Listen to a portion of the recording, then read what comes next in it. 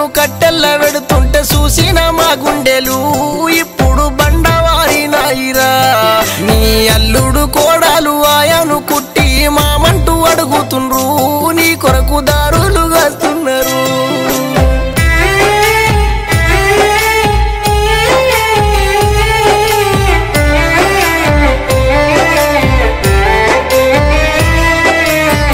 అమ్మమ్మ తాత ఎల్లమ్మ ఓదేలు అల్లాడిపోతున్నారు మనమాడ అనుకుంటూ కోసరిల్లే నీ బంధు బలగాము బొలగాము వంశము నీ కొరకు వచ్చిందిరా లకను పాడల్లబోతున్నవా